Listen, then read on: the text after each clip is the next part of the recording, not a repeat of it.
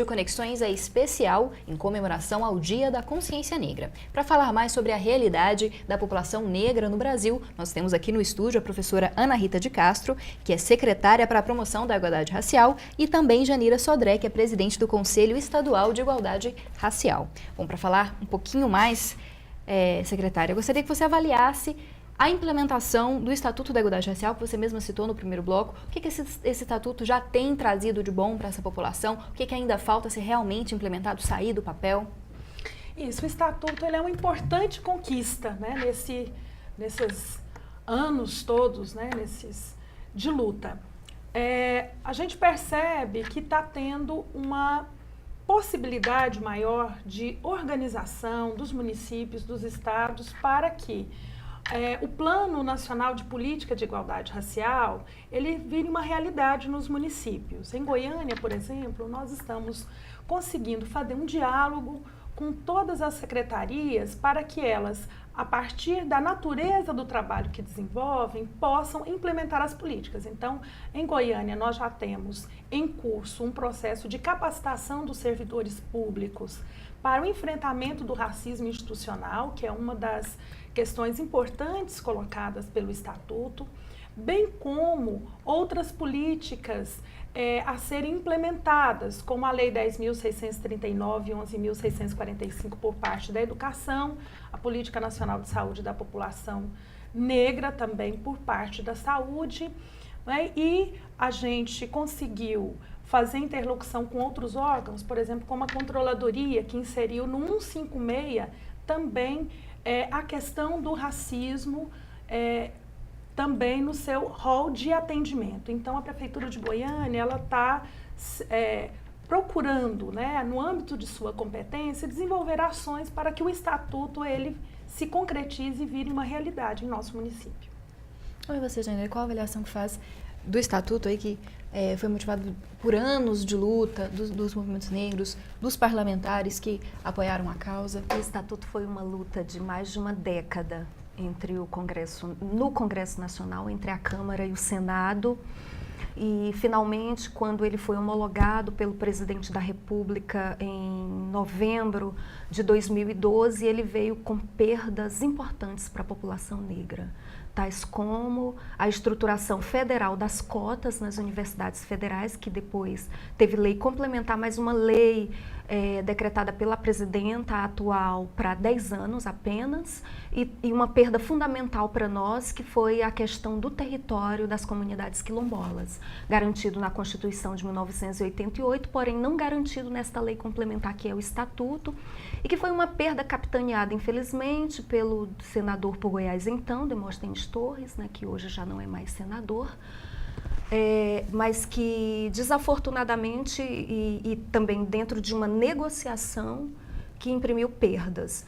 Entretanto, estamos com o Estatuto, com os ganhos que ele trouxe e o desafio de implementá-lo de uma forma mais ampla. Como Ana mencionou, temos no país ações coercitivas sobre o racismo. Nós temos lei que descreve o racismo como crime inafiançável, imprescritível, porém ela é raramente aplicada. Na semana passada nós tivemos na mídia, né, um caso em São Paulo de uma cidadã de um bairro elegante devolvendo, nas suas palavras, para a favela um negro, chamando-o de animal.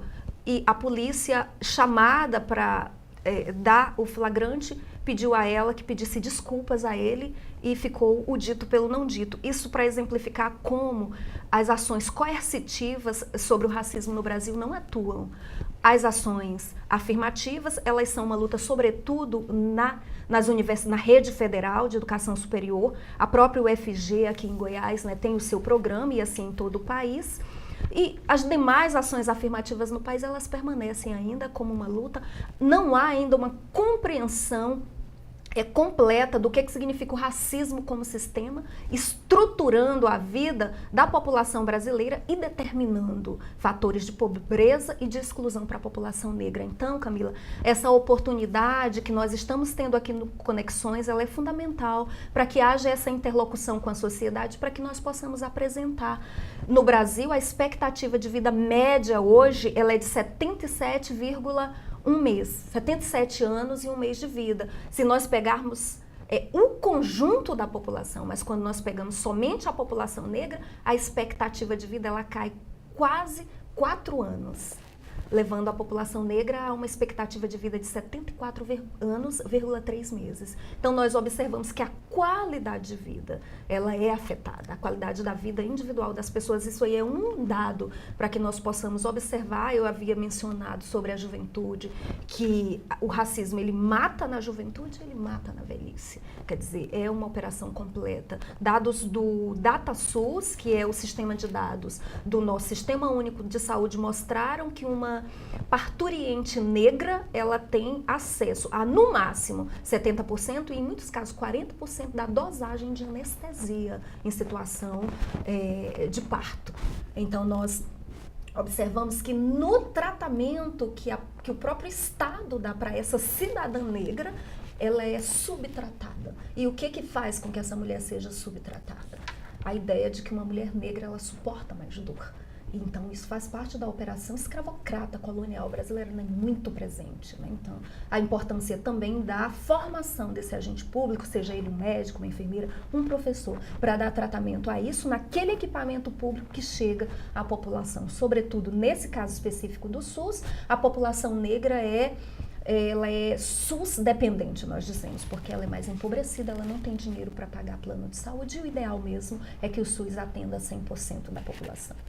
Bom, falando ainda um pouquinho de leis, em relação à Lei 11.645, né, que institui a obrigatoriedade de ensino de história, afrodescendente, cultura, como é que vocês percebem essa lei? Você, primeiro secretária, a aplicação dessa lei também, muitas vezes, como os próprios professores afirmam, a falta de recursos, de materiais ainda muito incipientes, já que a lei é tão recente, para conseguir ensinar, para conseguir aí fazer com que essa parte da história brasileira também seja conhecida pelos alunos. A lei, ela é um importante instrumento para nós. Completou 10 anos esse ano e nós percebemos em âmbito geral que é um desafio ainda a implementação dessa lei. Mas percebemos que passos significativos já foram dados.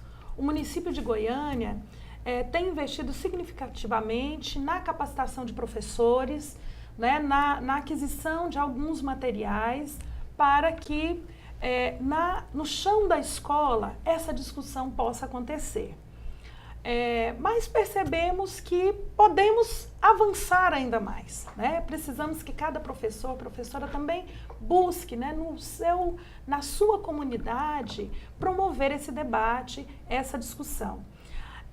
Nós tivemos já em âmbito geral, né, está sendo feita algumas avaliações sobre a implementação da lei, mas percebe-se que ela é fundamentalmente um instrumento que permite que a gente faça um enfrentamento do racismo institucional presente no ambiente escolar, né, que ainda é muito intenso.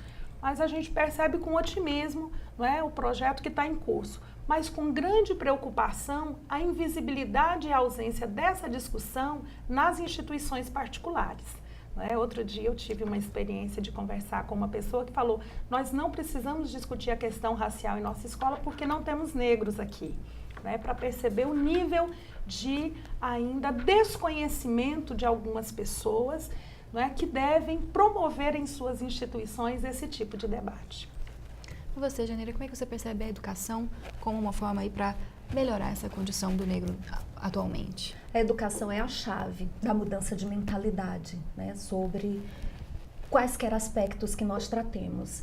E considero que, no caso brasileiro, a educação é a possibilidade de inclusão da população negra, seja porque a escolarização ela é fundamental para a reivindicação de direitos, seja porque, no sentido mais amplo, a educação ela é a possibilidade que a sociedade tem, e a comunicação, considero também. São as possibilidades que uma sociedade tem para refletir sobre as suas práticas e os seus discursos.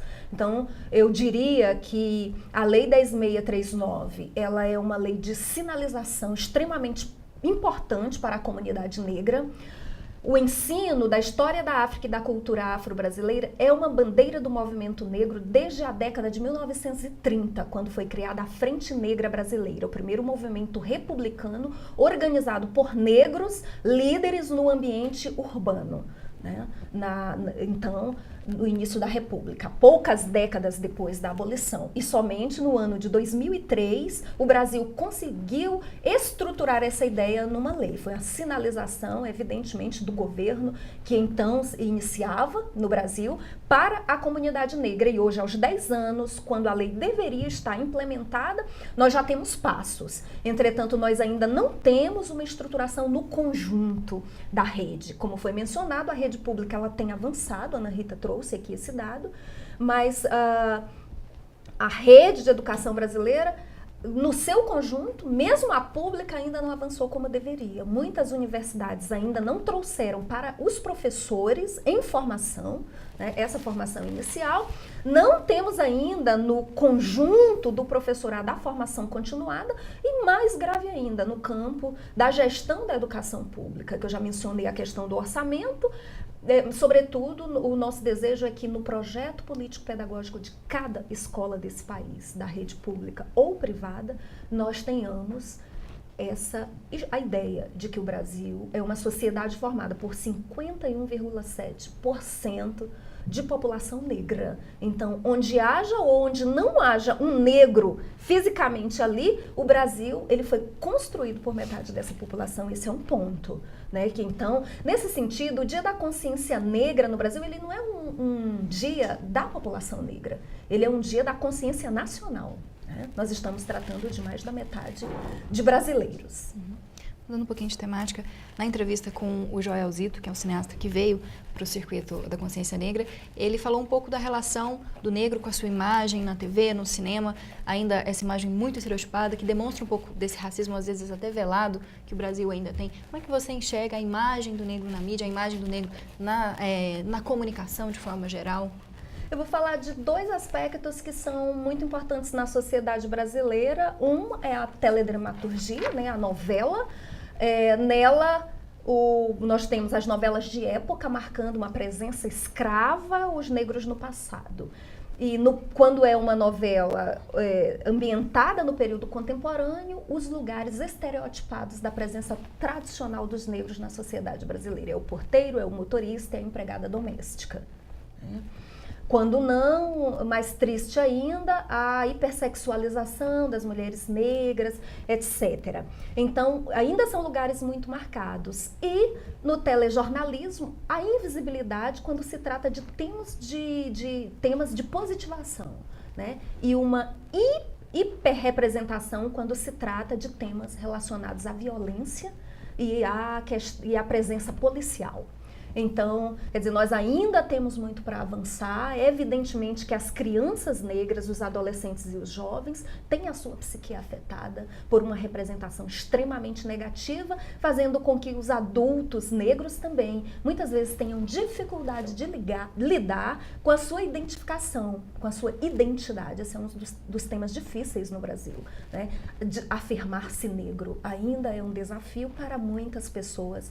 E essa dificuldade de uma afirmação identitária política da população negra dificulta também o avanço da política social e da política pública no seu conjunto. Esse também é um dos nossos grandes desafios, é também uma das grandes possibilidades, né, da população negra, do movimento negro e, sobretudo, considero que é uma das possibilidades do Brasil, porque é impossível para o Brasil se pensar uma sociedade desenvolvida sem pensar mais da metade da sua população.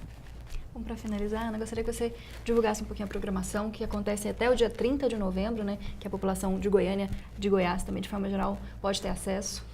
Isso. A nossa programação começou 19 de outubro, vai até 30 de novembro.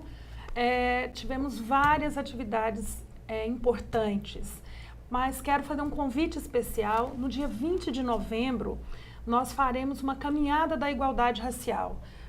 Como eu disse anteriormente, a superação do racismo é uma tarefa de toda a sociedade. Por isso, nós convidamos todos e todas que venham para essa caminhada. A concentração será às 17 horas na Praça Cívica, onde seguiremos em caminhada até a Praça Universitária, onde encerraremos o nosso ato com atividades culturais, com uma feira afro, até às 22 horas. Então, convidamos todos e todas que venham colocar o nosso bloco na rua para dizer que nós não toleramos mais a intolerância religiosa, o racismo, a exclusão, né, a marginalização da população negra. É uma marcha pacífica, né, mas que quer mostrar essas bandeiras que não são novas, infelizmente, em nossa sociedade.